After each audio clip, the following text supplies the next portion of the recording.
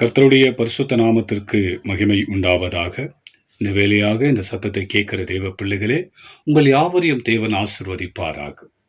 கர்த்தர் இன்று நம்மை நினைத்ததினாலே அவர் சொல்லுகிறார், நான் உங்களை நினைத்திருக்கிறேன், நான் இன்று உங்களை ஆசீர்வதிக்கிறேன் என்று சொல்லுகிறார். தேவனுடைய பிள்ளைகளே, இதை கேட்கிற தேவனுடைய ஒவ்வொரு பிள்ளைகளுக்கும் தேவன் சொல்லுகிற விஷயம் என்னென்றா, இன்னைக்கு நான் உங்களை நினைச்சிருக்கிறேன், இன்னைக்கு நான் உங்களை ஆசீர்வதிப்பேன். தேவனுடைய நாமத்திற்கு மகிமை உண்டாவதாக.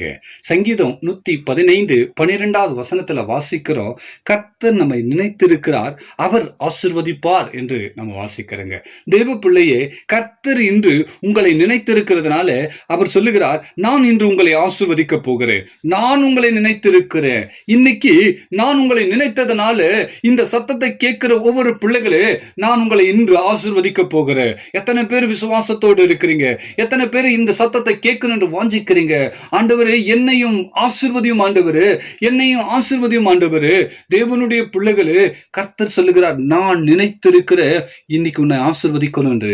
அவர் நினைத்திருக்கிறார் என்றால் நம்ம எவ்வளவோ பெரிய பாக்கியவான்கள் பாருங்க. இந்த உலகத்துல நம்ம எத்தனையோ பேரு நினைக்க கூட நம்மை தகுதியற்றவர்கள் என்று நினைத்து உதிரித்தல் இருக்கிற இந்த காலத்துல கர்த்தர் நம்மை நினைத்திருக்கிறார். ராஜாதி ராஜா நம்மளை நினைத்திருக்கிறார்.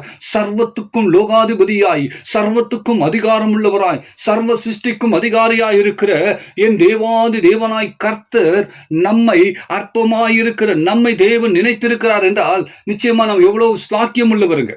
தேவனுடைய பிள்ளைகளே, அவர் நினைத்திருக்கிறது மாத்திரமல்ல, உங்களை நான் ஆசீர்வதிக்கிறேன் என்று சொல்றாரு. இந்த சத்தத்தை கேட்கிற தேவ பிள்ளையே, இன்னைக்கு கர்த்தர் உங்களை ஆசீர்வதிக்க போகிறாருங்க. எத்தனை பேர் இந்த ஆசீர்வாதத்தை பெற்றுக்கொள்ள வேண்டும் என்று வாஞ்சிக்கிறீங்க? அத்தனை பேர் இந்த சத்தத்துக்கு கீழ்ப்படிஞ்சு இந்த சத்தத்தை ஏற்றுக்கொண்டு, ஆண்டவரே என்னையும் ஆசீர்வதி என்று ஒப்புக்கொடுங்க. நிச்சயமா உங்களை ஆசீர்வதிப்பார். தேவனுடைய பிள்ளைகளே, அவர் நினைத்து ஆசீர்வதித்தால் பெரிய ஆச்சரியங்க, பெரிய விஷயங்கள், பெரிய பெரிய அற்புதங்கள் தாங்க தேவன் செய்வாரு. நாம கேட்கிற அந்த ஆசீர்வாதத்தை விட அவர் நினைத்து ஆசீர்வதிக்கிறது மகா பெரிதுங்க. தேவனுடைய நாமத்திற்கு மகிமை உண்டாவதாக. உதாரணத்திற்கு வேதத்தில் இருக்கிற சில நபர்களை குறித்து கர்த்தர் நினைத்து ஆசீர்வதித்த நிலைகளை குறித்து உங்களோடு கூட நான் பேசுகிறேன். இந்த சத்தியத்தை அறிந்து தேவன் என்னையும் ஆசீர்வதிக்க வல்லவர் என்று நீங்கள் விசுவாசத்துக்குள்ள வருவதற்காக இந்த காரியத்தை உங்களோடு கூட தேவன் பேச வாஞ்சிக்கிறாருங்க. தேவனுடைய பிள்ளைகளே, யோசேப்பு என்ற ஒரு மனிதன் எகிப்துக்கு அடிமையாய் தன் சகோதரன் நிமித்தமாய் அடிமையாய் போகிறான். அடிமையாய் போன அவனுடைய வாழ்க்கையில ஒவ்வொரு நாளும் பயங்கரமான சூழ்நிலையில அவன் அகப்பட்டு வாழ்கிறாங்க. ஒவ்வொரு நாளும் வாழும் போதெல்லாம் அவன் நினைக்கிறான், ஐயா, என் குடும்பத்தில் இருக்கிற யாராவது ஒருத்தர் நினைச்சு என்னை இந்த அடிமைத்தனத்திலிருந்து விடுதலை ஆக்க முடியாதா? என்னோட என் குடும்பத்துல எல்லாருமே நல்லா இருக்கிறாங்க, எல்லாரும் ஐஸ்வர்யவான்களா இருக்கிறாங்க, அவங்க யாராவது ஒருத்தர் வந்து என் அடிமைத்தனத்தான வாழ்க்கையிலிருந்து மீட்டுக்கொள்ள முடியாதா என்று யோசிப்பு நினைக்கிற ஒவ்வொரு சத்தமும் நமக்கு தெரியுங்க. தேவனுடைய பிள்ளைகளே, ஒருவேளை நாமும் நினைக்கலாம், ஐயா, என்னுடைய சூழ்நிலை எப்படி இருக்கு தெரியுமா? என் குடும்ப வாழ்க்கை எப்படி இருக்கு தெரியுமா? என்னுடைய ஏழ்மையான வாழ்க்கை எப்படி இருக்கு தெரியுமா? ஐயா, என்னுடைய சொந்த ஜனங்கள் எல்லாருமே ஐஸ்வர்யவான்களா இருக்கிறாங்க, ஒருத்தர் நினைச்சிருந்தா கூட என் குடும்பத்தின் வாழ்க்கையை மாற்றி இருக்க முடியும். இன்னும் யாரும் அவருடைய கண்களிலிருந்து ஒருத்தர் கூட தயவாய் வரலையே, அவர்கள் ஒருத்தர் கூட என்ன நினைக்கலையே என்று ஒருவேளை நீங்க நினைக்கிறீங்களா? தேவ பிள்ளைகளே, அவைகள் எல்லாவற்றையும் விட்டுடுங்க. இன்னைக்கு தேவன் உங்களை நினைக்கிறாருங்க. அவர் நினைச்சால் எப்படிப்பட்ட ஆசீர்வாதம் தெரியுமா? தேவ பிள்ளையே, யோசேப்பை தேவன் நினைத்தாருங்க. அடிமையின் வாழ்க்கையிலே வாழ்ந்து கொண்டிருந்த யோசேப்பை எந்த இடத்துல அடிபட்டானோ, எந்த இடத்துல அடிமையாய் ஜீவித்தானோ, எந்த இடத்துல அவமானப்பட்டானோ, எந்த இடத்துல கஷ்டங்களை அனுபவித்தானோ, எந்த இடத்துல பாடுகளை அனுபவித்தானோ, எந்த மனிதர்களுக்கு முன்பதாக கேவலப்படுத்தி கொண்டிருந்தானோ, அதே இடத்துல கர்த்தர் நினைத்தாருங்க. யோசேப்பை நினைத்தாருங்க. யோசேப்பை நினைத்து அவரை உயர்த்த ஆரம்பித்தாரு. எப்படி உயர்த்தினார் தெரியுமா? இஸ்ரவேல் தேவன் ஆகிய கர்த்தர் எகிப்தில் இருக்கிற சகல ஜனங்களுக்கும் யோசேப்பு ராஜாவாய் மாற்றினாருங்க. அவர்தான் நம்முடைய தேவன். அவர் நினைத்தால் இவ்விதமான ஆசீர்வாதத்தினால நிரப்புவாருங்க. ஆம் தேவ பிள்ளையே, இன்று தேவன் உங்களோடு பேசுகிறார். நான் நினைத்திருக்கிறேன், நான் உன்னை ஆசீர்வதிக்க போகிறேன். நீ நினைக்கிற வண்ணம் அல்ல, நான் நினைக்கிற வண்ணமாய் உன்னை ஆசீர்வதிக்க போகிறேன். உன் நினைவுகள் என் நினைவுகள் அல்ல, என் நினைவுகள் உன் நினைவுகளே அல்ல என்று கர்த்தர் சொல்லுகிறார். அவருடைய நினைவுக்கேற்றபடியாய் அவர் நினைத்திருக்கிறதுனாலே உன்னையும் உன் குடும்பத்தையும் நிச்சயமாய் தேவன் இன்று ஆசீர்வதிக்க போறாருங்க. தேவனுடைய பிள்ளைகளே, அவர் மகா பெரியவருங்க. தேவனுடைய நாமத்திற்கு மகிமை உண்டாவதாக. தாவீது என்கிற ஒரு நபரு அவன் ஆடுகளை மேய்த்துக் கொண்டிருந்தாங்க. ஆடுகளை மேய்த்துக் கொண்டிருந்தாங்க. வெறும் ஆடு, எங்க பாரும் வெறும் ஆடு மாத்திரம் மேய்ச்சின்னு இருக்கிற ஒரு சாதாரண மனிதனுங்க. எல்லா மனிதர்களுக்கும் முன்பதாக அவன் வெறும் ஆடு மேய்க்கிறவனா தான் காணப்பட்டான். படிப்பறிவு இல்லை, எந்த விதமான பராக்கிரமும் இல்லை. அவருடைய சொந்த சகோதரர்கள் எல்லாருமே நல்ல பலத்தினால் இருக்கிறாங்க, நல்ல படிப்புல இருக்கிறாங்க, நல்ல உத்தியோகத்துல இருக்கிறாங்க.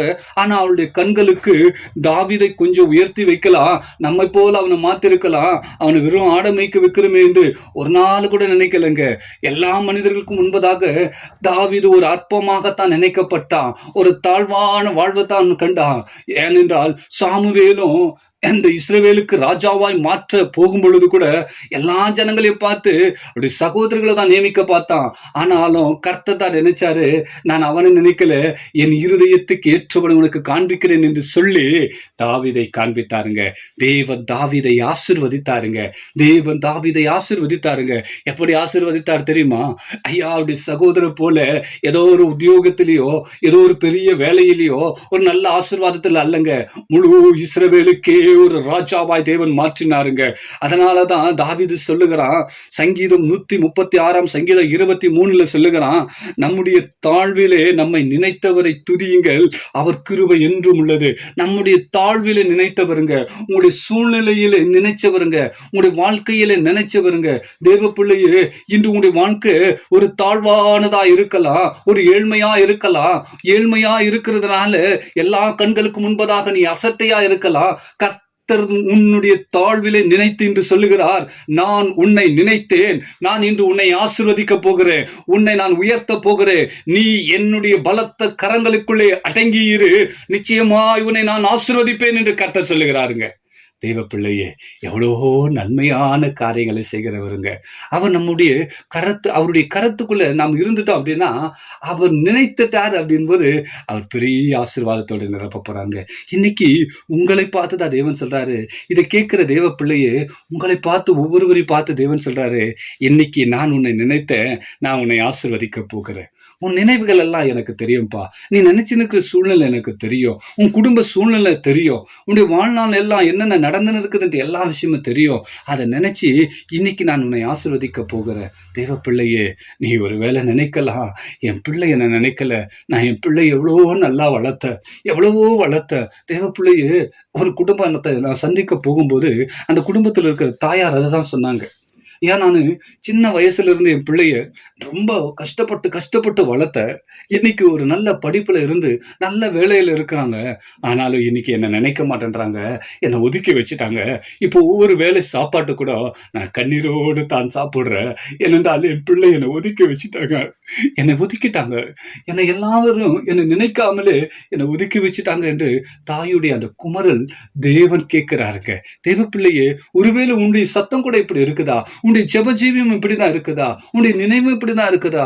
என்னை யாருமே நினைக்கல, நான் எவ்வளவோ உதவி செய்தேன், எவ்வளவு நன்மைகளை செய்தேன், எனக்கோ இப்படி என்னை நினைக்காமலே போயிட்டாங்களே அப்படின்னு நீங்க நினைக்கிறீங்களா? தேவ பிள்ளையே, கர்த்தர் இன்று உங்களை ஆசீர்வதிக்க போகிறார். உங்களை தேவ நிச்சயமாய் இந்த நாளிலே அவர் சொல்லுகிறார், நான் உன்னை நினைத்திருக்கிறேன், உன் தாழ்விலே நான் நினைத்திருக்கிறேன். தேவ பிள்ளையே, நீ பயப்படாத, நான் உன்னை ஆசீர்வதிக்க போகிறேன். திரும்பவும் நான் வந்திருக்கிறேன், திரும்பவும் உன்னை நினைத்திருக்கிறேன். நான் உன்னை ஆசீர்வதிக்கத்தான் வந்திருக்கிறேன், நன்மை செய்யும்படியாய் வந்திருக்கிறேன். நீ பயப்படாம இரு, நீ திகையாம இரு, நீ கலங்காம இரு. கண்டிப்பா தேவன் சொல்லுகிறார், மறுபடியும் சொல்லுகிறார், நான் உன்னை நினைத்திருக்கிற தேவ பிள்ளையே, நான் உன்னை நினைத்திருக்கிறேன், நான் உன்னை இன்று ஆசீர்வதிக்க போகிறேன். தேவனுடைய ஆசீர்வாதம் மகா மகத்துவமானதுங்க. தேவனுடைய பிள்ளையே, இதை விட பயங்கரமான ஆசீர்வாதங்க. கர்த்தர் நினைச்சா உங்களுடைய வாழ்க்கையே அப்படியே தேவன் மாத்திடுவாருங்க. இவரை நீங்கள் விசுவாசித்தா போதும், இவரை நினைத்தால் போதுங்க. அவர் உங்களை நினைச்சா நிச்சயமா உங்களுடைய ஆசீர்வாதம் நீங்க நினைக்கிற மாதிரி இல்லை, அதை விட பயங்கரமா தேவன் செஞ்சிடுவாருங்க. தேவ பிள்ளையே, அன்னாள் என்ற ஒருவள் குறித்து நான் உங்களுக்கு ஒரு சாட்சியை சொல்லுகிறேன். அன்னாள் என்ற ஒரு ஸ்திரீ ரொம்பவும் துக்கத்தோடு கூட எப்பொழுதும் தேவ சமூகத்துல காணப்படுவாங்க. ஏனென்றால் அந்த அன்னாளுக்கு பல வருஷமா குழந்தை இல்லாததுனால எல்லா ஜனங்களும் அவளை மலடி மலடி மலடி பிள்ளை பெறாதவளே, பிள்ளை இல்லாதவளே என்று ஒரு புறக்கணிக்கிற சூழ்நிலைக்குள்ள தள்ளப்பட்டுட்டாங்க. ஒவ்வொரு நாளும் கண்ணீரோடு இருப்பான். எந்த குழந்தையை தூக்க விட மாட்டாங்க, எந்த நல்ல காரியத்துக்கும் அவளை உள்ள சேர்க்க மாட்டாங்க. எல்லாவற்றிலும் அவளை துன்பப்படுத்தினே இருந்தாங்க, வேதனைப்படுத்தினே இருந்தாங்க, அவளை அவமானப்படுத்தினே இருந்தாங்க. ஐயோ, நான் என்ன செய்யறதுன்னு தெரியல, என்ன மல்லடி மல்லடி என்று சொல்றாங்களே என்று ஒவ்வொரு நாளும் தேவ சமூகத்துல வந்து அழுது அழுது புலங்குறாங்க. ஒரு நாள் அவர் அழுகிறா, தேவ சமூகத்துல கேட்கிறா, ஆண்டவரே என்னை நினைத்தருள் ஆண்டவரு, எனக்கு ஒரு ஆண் பிள்ளையை தார் ஆண்டவரு, அது என்னை காப்பாற்றுறதுக்கு அல்ல ஆண்டவரு, ஆண்டவரு என்னுடைய ஜீவனுக்கு அல்ல ஆண்டவரு, என்னுடைய இந்த பெரிதான துன்பமான வார்த்தைகள் இருந்து என்னை விடுதலை ஆக்குவதற்காக எனக்கு ஒரு ஆண் பிள்ளை மாத்திர தாரோ, அந்த ஆண் பிள்ளையும் எனக்கல்ல உமக்கே கொடுத்துற ஆண்டவரு, எனக்கு வேணாப்பா, எனக்கு வேணா ராஜா, என்ன மல்லடின்னு சொல்றாங்க, என்ன அவமானப்படுத்துறாங்க, அந்த சொல்லிலிருந்து நான் விடுதலை ஆகுவதற்கு எனக்கு ஒரே ஒரு ஆண் பிள்ளை மாத்திரம் தாரும் என்று அன்னாள் கேட்கிறாங்க. தேவ பிள்ளையே, தேவன் எவ்வளவு பெரியவர் தெரியுமா? அவர் நினைத்தாருங்க, தேவன் நினைத்தார் அன்னாளை பத்தி.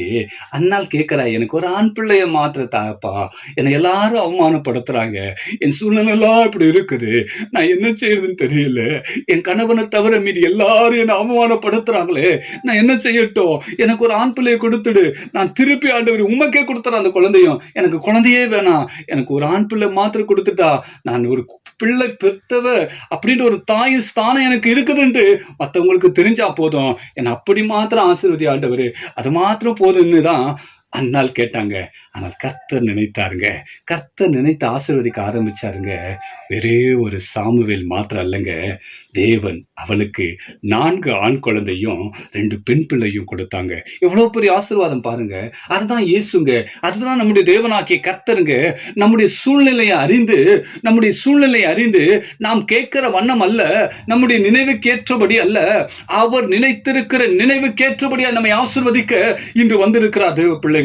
இன்று தேவன் சொல்லுகிறார், இந்த சத்தத்தை கேட்கிற தேவ பிள்ளையே, ஒருவேளை நீ குமரி கொண்டு இருக்கலாம், என்னுடைய ஏழ்மையான வாழ்க்கை, என்னுடைய ஏழ்மையான ஜீவியம், நான் ஏழ்மையா இருப்பதனால என்னோடு கூட யாரும் உறவாடுவதில்லை, யாரும் என்னோடு பேசுவதில்லை, யாரும் என்னோட ஐக்கியப்படுவதில்லை, ஒவ்வொருவரும் என்னை வெறுத்து தள்ளுகிறாங்க, நான் என்ன செய்யணும்னு தெரியல, தேவனே நீர் எனக்கு இந்த ஏழ்மையிலிருந்து விடுதலை ஆக்கு என்று நீங்க கேட்கிறீங்களா?